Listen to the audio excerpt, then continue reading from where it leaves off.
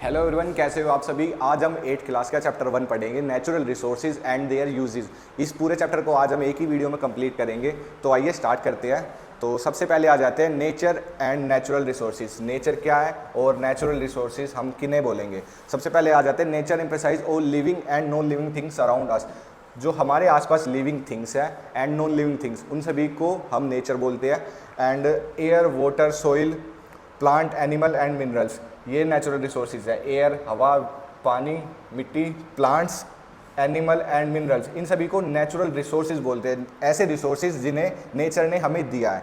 That forms our environment, ये सभी मिलकर हमारा एनवायरनमेंट बनाते हैं जिसमें हम रहते हैं। And are not created by humans, जो कि मानव के द्वारा नहीं बनाए गए। ये सभी चीज़ें, ये जो चीज़ें मैंने बताई, air, water, soil, plant, animal and mineral, ये सभी नेचर के द्वारा बनाई गई है और हमें दी गई है। And when these element become useful to us, ये बहुत ज़रूरी है। अगर ये एलिमेंट्स हमारे लिए यूजफुल है तभी हम इनको नेचुरल रिसोर्सेज बोलेंगे, नेचुरल रिसोर्सेज की कैटेगरी में रखेंगे। And they transform into resources that sustain human civilization. Sustain human civilization का मतलब है ये नेचुरल रिसोर्सेज ना केवल हमारी आज की ज़रूरतों को पूरा करेंगे बल्कि आने वाली भावी पीढ़ियों की ज़रूरतों का भी ख्याल रखेंगे। मतलब उनके लिए भी ये यूज़फुल हो। हमें ऐसा करना है कि नेचुरल रिसोर्सेज को अभी समाप्त नहीं करना है, उन्हें आने वाली भावी पीढ़ियों के लिए भी बचा कर रखना है। तो इसको हम सस्टेन ह्यूमन सिविलाइजेशन में रखेंगे। नेक्स्ट आ जाते हैं। अब आ जाते हैं रिन्यूएबल रिसोर्सेज, मतलब ऐसे रिसोर्सेज जिनको बार बार रिन्यू किया जा सके। नेचर उन्हें हमारे उपयोग योग्य बार बार बना सके, जो कि नेचर के द्वारा दिया गया एक गिफ्ट है। मतलब हम उसे एक गिफ्ट बोलते हैं। सबसे पहले आ जाते हैं सोलर एनर्जी, फिर आएंगे विंड एनर्जी पर, फ्लोइंग वाटर, टिम्बर। इन सभी चीज़ों को हम एक एक करके पढ़ेंगे। सबसे पहले पढ़ते हैं सोलर एनर्जी। सोलर एनर्जी जैसे कि सूर्य से मिलने वाली एनर्जी का आप सभी को पता है, वो बार बार कितना भी उसको यूज़ कर लो वो कभी ख़त्म होने वाली है नहीं। Abundant sunshine across India provides natural replacing power through solar panel and the photovoltaic technology। मतलब बहुत सारे हमारे पास तरीके हैं फोटोवोल्टिक टेक्नोलॉजी और सोलर पैनल्स के थ्रू हम सूर्य के द्वारा मिलने वाली किरणों से एनर्जी क्रिएट कर सकते हैं। नेक्स्ट आ जाते हैं विंड एनर्जी। विंड भी कभी हवा, मतलब बहना हवा का कभी समाप्त नहीं होने वाला, क्योंकि पिछली मतलब इसकी मैंने एक डिटेल में वीडियो भी बनाई है। इसकी मतलब पूरे चैप्टर की मैंने 3 वीडियो डाली है अपने चैनल पर, जाकर आप उनको भी देख सकते हो। उसमें मैंने इन सभी के बारे में डिटेल से बताया। लेकिन आज जो मैं पढ़ा रहा हूँ इसमें मतलब इतने डिटेल से हम पढ़ेंगे नहीं, क्योंकि एक पूरी वीडियो मतलब इसी वीडियो में मुझे पूरा चैप्टर ख़त्म करना है। तो मोटा मोटा मैं आप सभी को बता सकता हूँ। विंड एनर्जी के अंदर जो एयर मोलिकुल्स है वो हाई एयर प्रेशर से लो एयर प्रेशर की तरफ मूव करते हैं, तो जिससे कि विंड बहती है। तो ये विंड भी बहना कभी ख़त्म नहीं होगी। मैंने उस क्लास में बताया कि लो एयर प्रेशर, ज़्यादा गर्मी होती है वहाँ लो एयर प्रेशर होता है, और जहाँ ठंड होती है थोड़ा सा वहाँ हाई एयर प्रेशर होता है।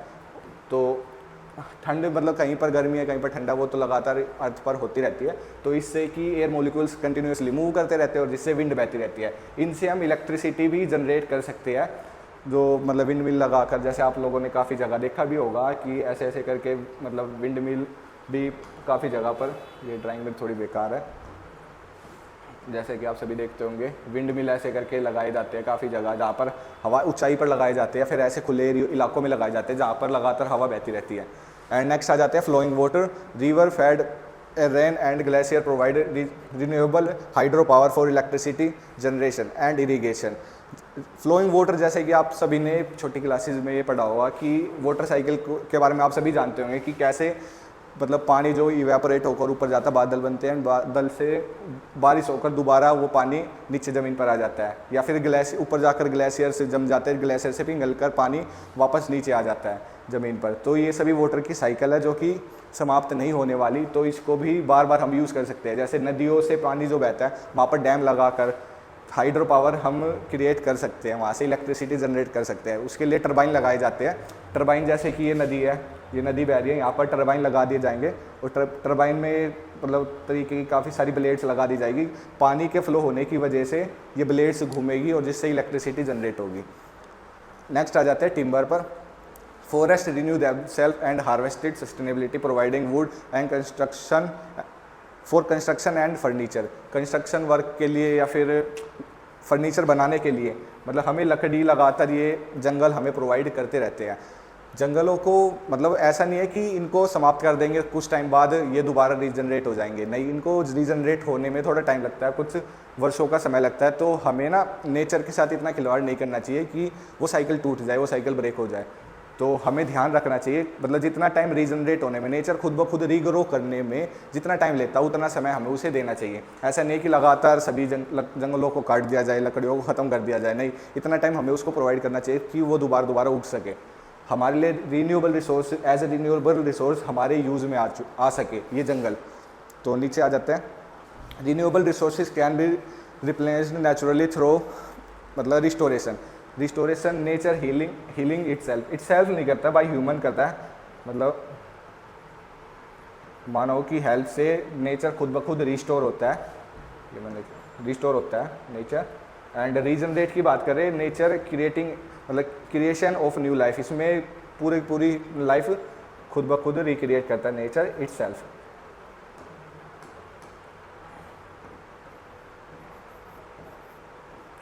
ठीक है। तो जैसे कि फॉर एग्जांपल मैं इन दोनों में डिफरेंस आपको बता देता हूँ। जैसे कि एक जंगल में आग लग गई है एंड पूरा जंगल में आग लगने की वजह से वहाँ से सभी पेड़ पौधे ख़त्म हो चुके हैं। तो वो सभी पेड़ पौधों के ख़त्म होने के बाद हम इंसान वहाँ पर जाकर पेड़ पौधे लगाए, पेड़ पौधे उगाए, तो उसको बोलते हैं रिस्टोरेशन। मतलब इंसान की हेल्प के थ्रू वहाँ पर जंगल को दोबारा खड़ा किया गया पेड़ पौधे लगाकर, तो वो आते हैं रिस्टोरेशन में। एंड रीजनरेट की बात करें, रीजनरेशन की बात करें कि मतलब जंगल खत्म हो चुका है आग लगने की वजह से जैसे, तो कुछ टाइम देंगे, नेचर खुद ब खुद वहाँ पर रीग्रो होता है, वहाँ पर पेड़ पौधे खुद ब खुद उगने स्टार्ट हो जाते हैं, झाड़ियाँ लगना, ये सभी चीज़ें करना, तो उसमें नेचर खुद ब खुद रीजनरेट होता है। मतलब एक न्यू लाइफ खुद ब खुद बनाता, खुद ब खुद रेडी करता है, खुद ब खुद जंगल को तैयार कर देता है, तो उसको बोलते हैं रीजनरेशन। रिस्टोरेशन में ह्यूमंस करते हैं इसको। ए mature tree produce about 275 litre, ये आपकी बुक के अंदर एक लाइन है कि 275 लीटर ऑक्सीजन एक मैच्योर ट्री जो कि मतलब तैयार करता है दिन में, एक दिन में। वाइल ह्यूमंस नीड 350 लीटर, एक इंसान को 350 लीटर ऑक्सीजन की आवश्यकता है, और एक पूरा mature tree 275 litre oxygen provide करता है डेली। तो हम इंसानों को जीवित रहने के लिए हर इंसान के बदले कम से कम 1 से 2 पेड़ होने आवश्यक है। तो देख लीजिए, इनका ध्यान रखना है हमें। Highlighting are deep dependence on forest, ये दिखाता है कि हमें कितनी ज़्यादा आवश्यकता है नेचर की। अब आ जाते हैं non renewable resources finite supply. मतलब रिन्यूएबल रिसोर्स तो बार बार बन सकते हैं, लेकिन अब बात करते हैं नॉन रिन्यूएबल रिसोर्स जो कि एक बार इस्तेमाल करने के बाद बार बार नहीं बनेंगे और इनकी सप्लाई भी लिमिटेड है हमारे पास, तो हमें इनका ध्यान रखकर इस्तेमाल करना चाहिए, ध्यान से इस्तेमाल करना चाहिए। Non renewable resource like coal, petroleum and minerals like takes millions of year to form, इनको बनने में मिलियंस ऑफ ईयर्स लगते हैं। They are being consume rapidly and can not be replace within a human lifetime once exhausted, जो कि मतलब इनका इस्तेमाल हम इतना ज़्यादा तेज़ी से कर रहे हैं कि इनको मतलब इनका रिप्लेसमेंट हमारे पास है भी नहीं। अभी हाल में हमारे पास इतने ज़्यादा रिप्लेसमेंट आए नहीं, इनके इतने अच्छे से इनका इस्तेमाल नहीं कर सकते। Fossil fuel, coal, petroleum formed over millions of year can not be replace, जैसे कि मैंने बताया फोसल फ्यूल इनका मतलब लाखों करोड़ों साल लगते हैं इनका बनने में। मिनरल्स वगैरह ये भी बार बार रिसाइकल रिन्यू नहीं हो पा रहे हैं, रिन्यू नहीं कर रहे इनको, तो अगर एक बार इनको समाप्त कर दिया तो बार बार बनने में समय लगेगा। और इंडिया के पास कोल रिजर्व केवल 50 सालों तक का ही बचा है, मतलब इतना ही कोयला बचा हुआ है कि उससे इलेक्ट्रिसिटी हम आने वाले 50 सालों तक बना सके। तो हमें आवश्यकता है कि जल्दी से जल्दी हम उसका रिप्लेसमेंट लेकर आए। तो यही चीज़ें इसमें लिखी हुई है। तो अब देखते हैं renewable versus non renewable resources. Renewable resources के अंदर वो रिसोर्सेज जिनको रिन्यू बार बार किया जा सकता है, और नॉन रिन्यूएबल रिसोर्स के अंदर वो रिसोर्सेज जिनको बार बार रिन्यू नहीं किया जा सकता, मतलब उनका इस्तेमाल बार बार नहीं किया जा सकता। रिन्यूएबल रिसोर्सेज सन, रिवर, फॉरेस्ट, मतलब जैसे मैंने एग्जांपल आपको सभी मतलब पिछली कुछ स्लाइड्स में दिए थे कि ऐसे ऐसे रिसोर्सेज है जो नेचर हमें देता रहता है, एंड लेकिन हमें कुछ टाइम उन्हें देना पड़ेगा ताकि वो रीजनरेट हो सके, मतलब खुद ब खुद दोबारा तैयार हो सके हमारे उपयोग योग्य बनने के लिए। तो और नॉन रिन्यूएबल रिसोर्सेज की बात करें जो कि कोल, आयरन, गोल्ड, मतलब इनको बनने में मिलियंस ऑफ ईयर्स लगते हैं, तो हमें इनका इस्तेमाल थोड़ा सोच समझ कर करना चाहिए। अब आ जाते हैं over use of renewable resources. Renewable resources मतलब वो रिसोर्सेज जो बार बार बन तो सकते हैं, लेकिन हम इनका बहुत ज़्यादा ओवर यूज़ कर रहे हैं। ओवर यूज़ कैसे कर रहे हैं? डिफॉरेस्टेशन, मतलब जितने पेड़ उग नहीं रहे उससे ज़्यादा तो हम पेड़ों को काट रहे हैं, तो ये ओवर यूज़ ही है। तो forest clear faster than they मतलब रीग्रो, उनको रीग्रो होने से पहले हम उनको बहुत तेज़ी से काट रहे हैं, और जो कि बहुत गलत है। ग्रोथ रेट जैसे 1 है और काटते हैं हम 25 पेड़ है, तो देख ही लीजिए। तो हम इनको दोबारा दोबारा उगने ही नहीं दे रहे हैं। वहीं ओवर फिशिंग की बात करें, fish harvested beyond sustainable limit, repopulation rate, मतलब दोबारा एक मछलियाँ पैदा होती है तो 18 मछलियों को हम पकड़ लेते हैं, उनको मार के खा लेते हैं। जैसा कि आप सभी देखेंगे कि इंडिया मतलब साउथ इंडिया में भी या फिर कोस्टल एरिया के पास ज़्यादातर नॉन वेज ही खाते हैं, फिश का ही मतलब यूज़ करते हैं। वहीं वर्ल्ड में भी आप देख लें, कोस्टल एरिया पर जो भी कंट्रियाँ टच होती है, मतलब जिन जिन कंट्रियों का बॉर्डर या फिर एरिया समुद्र को टच होता है, वहाँ पर ज़्यादातर फिश या फिर नॉन वेज ही खाया जाता है। तो इनका हम इतना ज़्यादा शिकार कर रहे हैं, जो कि बहुत गलत है, कि इनको मतलब रिन्यूएबल होने का, मतलब रीजनरेट होने का समय ही नहीं दे रहे हैं। ग्लेशियर भी मेल्ट लगातार हो रहे हैं, गर्मी, ग्लोबल वार्मिंग इतनी ज़्यादा बढ़ रही है कि ग्लेशियर लगातार पिघलते जा रहे हैं। और क्या नाम है, ग्लेशियर से अगर पिघल गए तो वाटर लेवल भी बढ़ जाएगा, और कोस्टल एरिया पर जितने भी शहर या सिटी बसी हुई है वो सभी डूब जाएगी। धीरे धीरे करके समुद्र का पानी बढ़ेगा, तो वो जहाँ पर इतने मतलब कोस्टल एरिया पर जो सिटियाँ बसाई गई है, शहर बसाए गए हैं, उनमें पानी घुस जाएगा। वहीं ओवर फिशिंग की बात करें तो टूना ओवर फिशिंग क्राइसिस एक आपके बुक में भी एक एग्जांपल होगा। एक फ़िश की प्रजाति है जिसमें ना बहुत ज़्यादा कम्युनिटीज़ ट्रेडिशन फॉलो करती थी पहले, मतलब ऐसे ऐसे तरीके रीति रिवाज फॉलो करती थी कि जिस समय ये मछलियाँ अंडे देती थी तो उस समय पर इनको नहीं पकड़ा जाता था, ताकि इनकी मतलब पॉपुलेशन लगातार बढ़ती रहे। ऐसा नहीं हो कि पॉपुलेशन इनकी समाप्त हो जाए, इनको ज़्यादा से ज़्यादा पकड़ लिया जाए, हर मौसम में पकड़ा जाए। तो ये करते थे कि जिस समय पर ये अंडे देती थी उस समय पर इन्हें छोड़ दिया जाता था। लेकिन हाल ही के समय में इनकी इतनी ज़्यादा डिमांड बढ़ चुकी है मछलियों की, मतलब खाने वालों की पॉपुलेशन लगातार बढ़ती जा रही है, ज़्यादा से ज़्यादा लोग नॉन वेज होते जा रहे हैं, तो इतना ज़्यादा इनको पकड़ते हैं कि उस समय में भी, जिस समय ये अंडे देती है, जिस समय और मछलियाँ पैदा होती है, उस समय भी मछलियों को पकड़ लिया जाता है। तो धीरे धीरे ये टाइम आ चुका है कि हम इनका ओवर यूज़ कर रहे हैं, ओवर फिशिंग कर रहे हैं, तो जो कि बहुत गलत है, इस पर हमें ध्यान देना है। Human impact on natural resource, हम मानव नेचुरल रिसोर्सेज पर क्या इम्पैक्ट डाल रहे हैं, मतलब क्या क्या जहाँ जहाँ तक कम हो सकता है, पॉसिबल हो सकता है, इंसान नेचर को हार्म ही पहुँचा रहे हैं, नुकसान ही पहुँचा रहे हैं। तो वो कैसे पहुँचा रहे हैं? इंडस्ट्रियलाइजेशन की बात करें, जैसे कि आप सभी देखते होंगे कि इतने ज़्यादा इंडस्ट्रियलाइजेशन हो चुका है कि नदियों में भी इतना ज़्यादा वेस्ट डाला जा रहा है कि पोल्यूशन इतना ज़्यादा इस वजह से हो रहा है। Pollution and resource extraction at massive scale, मतलब इतना ज़्यादा रिसोर्सेज का ओवर यूज़ हम कर रहे हैं। मैंने पिछली स्लाइड में आपको बताया कितना ज़्यादा हम ओवर यूज़ कर रहे हैं इन सभी चीज़ों का। तो इतना ज़्यादा ओवर यूज़ होने की वजह से कि बार बार रिजनरेट ही नहीं हो पा रहा, and releasing industrial waste into river, इंडस्ट्रियों के द्वारा जो वेस्ट निकल रहा है वो रिवर्स में लगातार बहता जा रहा है। That can not decay naturally and poison water bodies, जो कि वाटर बॉडीज़ को, नदियों को, तालाबों को, इनको लगातार गंदा करते जा रहे हैं। एंड डिफोरेस्टेशन, मैंने पीछे ही बताया, डिफोरेस्टेशन भी होता जा रहा है। जितने हम पेड़ उगा रहे हैं तो 25 हम उनको कट करते जा रहे हैं, तो इकोसिस्टम के लिए भी ये बहुत ज़्यादा नुकसानदेह है। एंड बायोडाइवर्सिटी भी लगातार ख़त्म होती जा रही है, पशु पक्षी या जो इनकी स्पीसीज़ है वो धीरे धीरे विलुप्त होती जा रही है। क्लाइमेट चेंज भी आप अपने आसपास ही का एग्जांपल लेकर देख सकते हैं। क्लाइमेट धीरे धीरे चेंज होता जा रहा है, एंड ग्लेशियर्स भी लगातार पिघलते जा रहे हैं, तो ये भी बहुत ज़्यादा गलत है। नेचर की जो साइकिल है हम उसको भी डिस्टर्ब कर रहे हैं। इंडस्ट्रियल वेस्ट, जैसे हम लगातार इंडस्ट्रियों के द्वारा वेस्ट को नदियों में, रिवर्स में डिस्चार्ज करते जा रहे हैं, जैसे कि मैंने ऊपर बताया, जो कि वाटर को पॉइजनस कर रहा है। और वाटर के अंदर एबिलिटी टू सपोर्ट लाइफ, मतलब पानी में जो कि मछलियाँ उगती, मतलब मछलियाँ पैदा होती थी, वो सभी भी होना बंद हो जाएगी इससे, जो कि नेचर को नुकसान पहुँचाती है ये सभी चीज़ें। एंड डिफोरेस्टेशन है कोजिंग, डिफोरेस्टेशन की वजह से जो टेम्परेचर है वो लगातार नीचे आता, मतलब बढ़ता जा रहा है टेम्परेचर, और ग्लेशियर्स भी मेल्ट होते जा रहे हैं। अब आ जाता है distribution of resources and economic impact. तो डिस्ट्रीब्यूशन कैसे हुआ रिसोर्सेज का और हमारी इकोनॉमी पर कैसे इम्पैक्ट डाल रहे हैं ये सभी। Natural resources are not evenly distributed across our planet, पूरे प्लैनेट पर, इंडिया की बात ना करते हुए पूरे प्लैनेट पर ही अनइवनली डिस्ट्रीब्यूटेड है। तो इंडिया में भी अनइवनली, मतलब कोई संसाधन कहीं पर उपलब्धता ज़्यादा है किसी की, और कहीं की उपलब्धता कहीं पर ज़्यादा है। कोस्टल एरिया पर भी आप सभी देखोगे कि ये सभी ज़्यादा से ज़्यादा अवेलेबल है।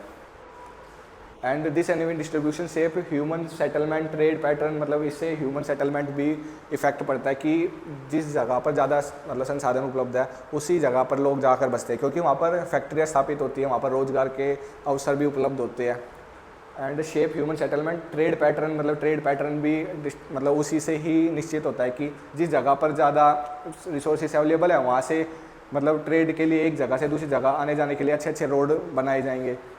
तो वो भी उसी से निर्धारित होता है कि कहाँ पर नेचुरल रिसोर्सेज ज़्यादा है। इंटरनेशनल रिलेशन, एक देश के दूसरे देश के साथ रिलेशन कैसे है, वो भी इससे ही डिपेंड, ये चीज़ें भी डिपेंड करती है कि जैसे कि आप फॉर एग्जांपल रशिया का एग्जांपल ले सकते हो। रशिया में इतने ज़्यादा नेचुरल रिसोर्सेज है तो कोई भी उसकी तरफ आंख उठाकर नहीं देखता, क्योंकि वो सप्लाई रोक देगा नेचुरल रिसोर्सेज की। जैसे कोल, नेचुरल गैसेज है, रशिया के पास है। जर्मनी में मतलब अभी लास्ट टाइम पे जो युद्ध हुआ था उसमें जर्मनी ने रशिया के खिलाफ नहीं जा रहा था। इसका रीज़न था जर्मनी को बहुत ज़्यादा मात्रा में नेचुरल गैस प्रोवाइड कराता था रशिया, तो इसीलिए वो खिलाफ अगर जाएगा जर्मनी रशिया के तो सप्लाई रोक देगा। तो ये नेचुरल रिसोर्सेज बहुत ज़्यादा मेन रोल अदा करते हैं इंटरनेशनल रिलेशन में और लड़ाइयों में भी। एंड इवन कॉन्फ्लिक्ट, जो भी युद्ध होते हैं, विवाद होते हैं, लड़ाई होती है, उसमें भी बहुत ज़्यादा मेन रोल इन्हीं का होता है। अनइवन डिस्ट्रीब्यूशन की बात करें, जैसे मैंने बता दिया कि रिसोर्सेज अनइवनली मतलब पूरे वर्ल्ड में है डिस्ट्रीब्यूटेड। एम्प्लॉयमेंट भी इससे पड़ता है फ़र्क। एम्प्लॉयमेंट जिस जगह पर ये रिसोर्सेज होंगे उसी जगह पर लोग आकर बसेंगे, फैक्ट्रियाँ स्थापित होगी और फैक्ट्रियों में एम्प्लॉयमेंट उन्हें ऑटोमेटिकली मिल जाएगा। एम्प्लॉयमेंट जैसे फैक्ट्रियों में ना मिले तो उनको ट्रांसपोर्ट करते हैं, एक जगह से दूसरी जगह लेकर बेचते हैं, बाजार भी स्थापित होते हैं तो उनमें भी एम्प्लॉयमेंट मिलता है। डिस्प्लेसमेंट भी जिन स्थानों पर ये नेचुरल रिसोर्सेज नहीं है, लोग जाकर उन मतलब बड़े बड़े शहरों में या फैक्ट्रियों के पास आकर बस जाते हैं, डिस्प्लेस करते हैं, एक जगह से दूसरी जगह स्थानांतरण होते हैं। एंड ट्रेड एंड एम्पायर्स, मतलब ट्रेड भी होता है इनसे। ये सभी चीज़ें आप देखोगे, नेचुरल रिसोर्सेज होंगे तो उनसे ट्रेड भी होगा। रिसोर्स कर्स वर्सेस इकोनॉमिक प्रोस्पेरिटी। रिसोर्स हमारे लिए एक अभिशाप है या फिर इकोनॉमिकली हमें समृद्ध बना सकता है, तो ये सभी डिपेंड करता है कि हम रिसोर्स का इस्तेमाल कैसे कर रहे हैं। बुक के अंदर ये आपको एक टर्म मिलेगी, paradox of plenty. Paradox of plenty का मतलब प्रचुरता का विरोधाभास। मतलब आपके पास ये आवश्यक नहीं है कि नेचुरल रिसोर्स है तो हम उसका उपयोग करके रिच हो सके या फिर ग्रोथ कर सके। मतलब ज़रूरी ये है कि हम उन नेचुरल रिसोर्सेज को हाई वैल्यू प्रोडक्ट बनाकर मार्केट में लेकर आए। उसके लिए हमें फैक्ट्रियों की आवश्यकता होती है, मतलब हमें नॉलेज होनी चाहिए। मतलब मैंने इसकी डिटेल वीडियो बनाई थी, उसमें बताया था आप सभी को कि हमारे पास उसके बारे में नॉलेज होनी चाहिए।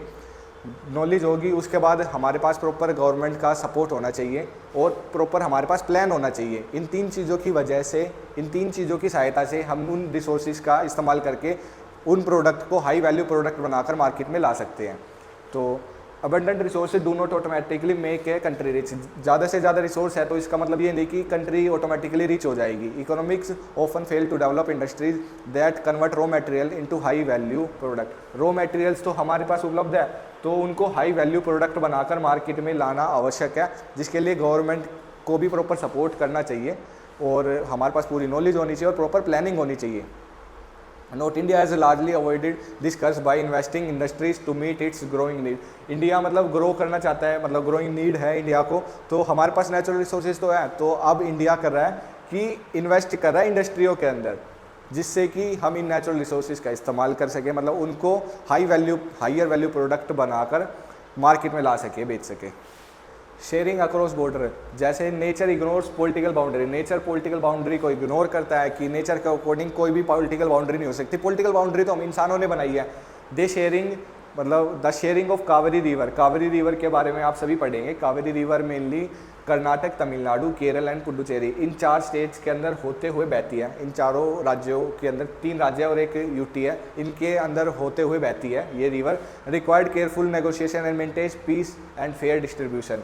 तो इन सभी के बीच में डिस्ट्रीब्यूशन मतलब डिस्प्यूट ये रहता है, इन विवाद इन चारों के बीच में ये रहता है कि इस कावेरी नदी के पानी का इस्तेमाल कौन कितना करेगा। ये विवाद स्टार्ट हुआ था 1881 से, जिसमें मेनली इसके अंदर कर्नाटक और तमिलनाडु, इन 2 के बीच में ये विवाद रहता है, तमिलनाडु और कर्नाटक।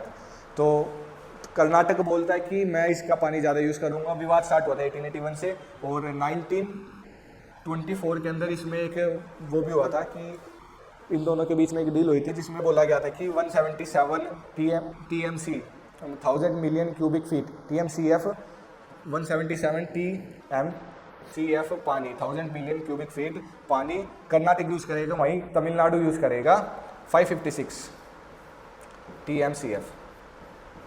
इतना पानी तमिलनाडु यूज़ करेगा। ये विवाद मतलब सोल्व तो हो चुका था इसकी वजह से 1924 में जो फैसला सुनाया गया था, इन दोनों के बीच में डील हुई थी।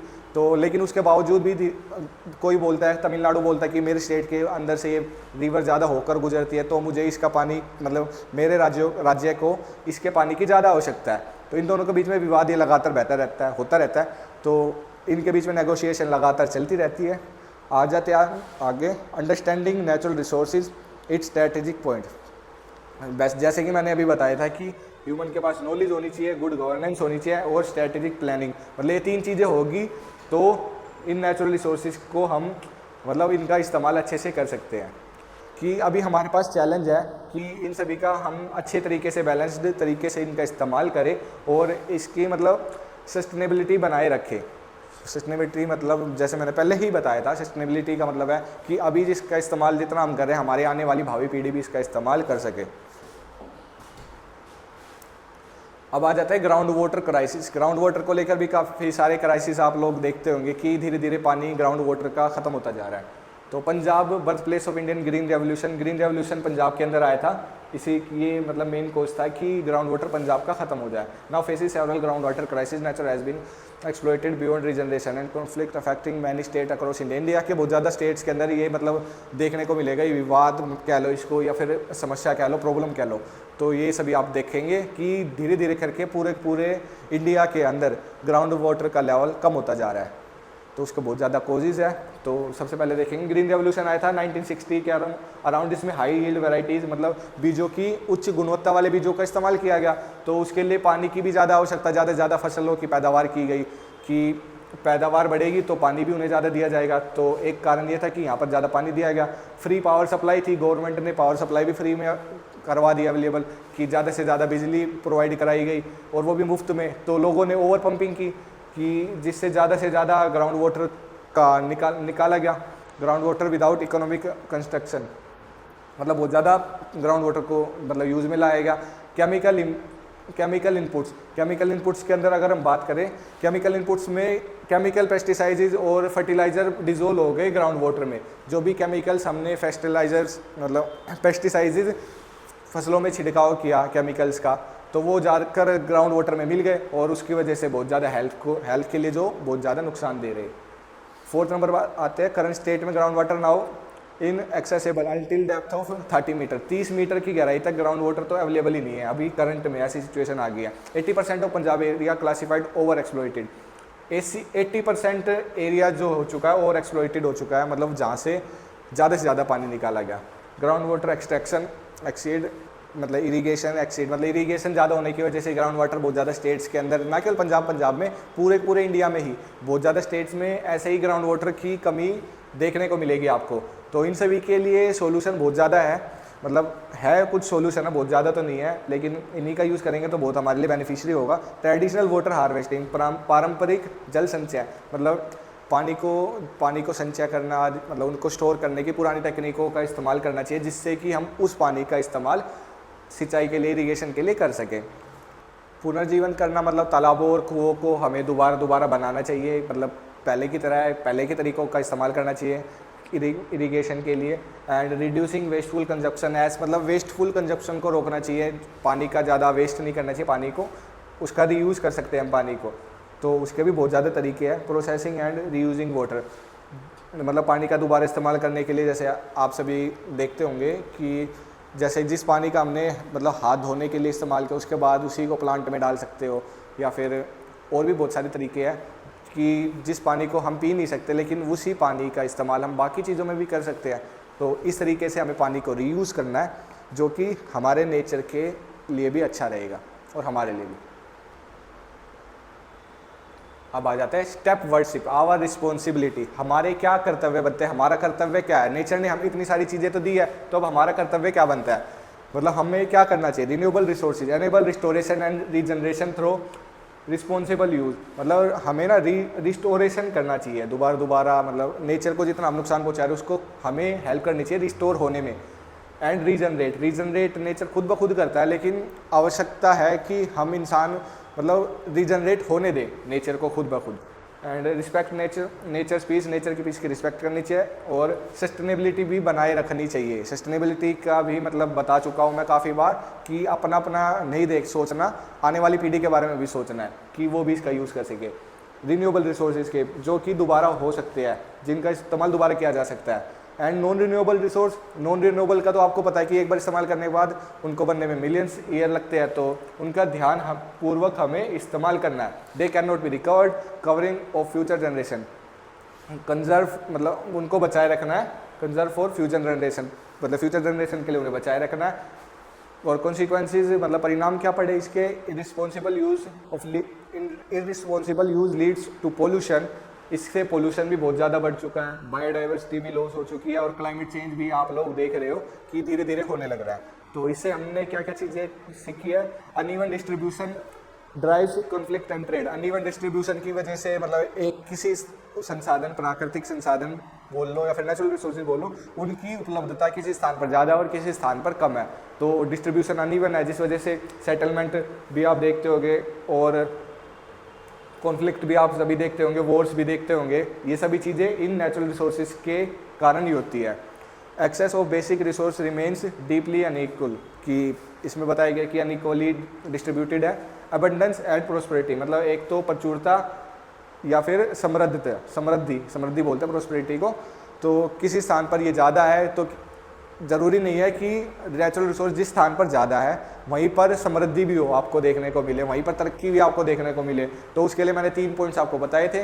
3 पॉइंट्स में था कि आपको नॉलेज होनी चाहिए, गुड गवर्नेंस होनी चाहिए और प्रॉपर प्लानिंग होनी चाहिए। तीनों चीज़ें होगी उसके बाद हम उसका यूज़ कर सकेंगे।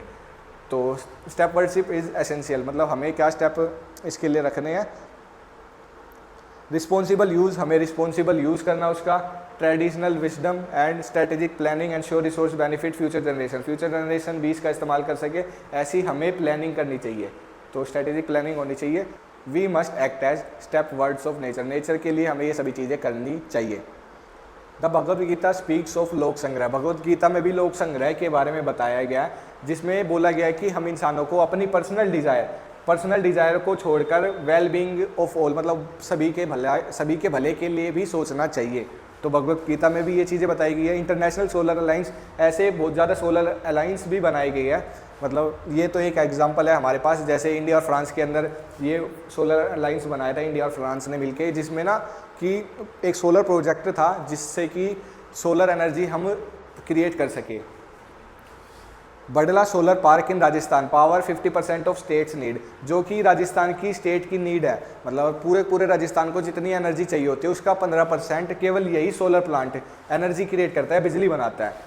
Representing both environmental responsibility and economic opportunity, economically भी ये अपॉर्चुनिटी है कि ऐसे ऐसे तरीकों का इस्तेमाल करके हम केवल अपने एरिया में नहीं इन चीज़ों को बेच भी सकते हैं। इलेक्ट्रिसिटी ज़्यादा अप्लाई होगी तो इकोनॉमिकली भी बेनिफिशियल होगा, हम उन कोयलों या फिर नॉन रिन्यूएबल रिसोर्सेज का यूज़ कम करेंगे, इन रिन्यूएबल रिसोर्सेज पर बढ़ेंगे और नेचर के लिए भी बहुत ज़्यादा अच्छी है ये सभी चीज़ें, रिन्यूएबल रिसोर्सेज का यूज़ करना, नेचर को भी इतना नुकसान नहीं पहुंचाते हैं। तो कैसी लगी आपको वीडियो, आशा करता हूँ आपको अच्छी लगी होगी। तो चैनल को सब्सक्राइब कीजिए और मेरे साथ ऐसे ही वीडियोज़ के लिए या फिर ऐसे ही कंटेंट के लिए बने रहिए। Thank you so much.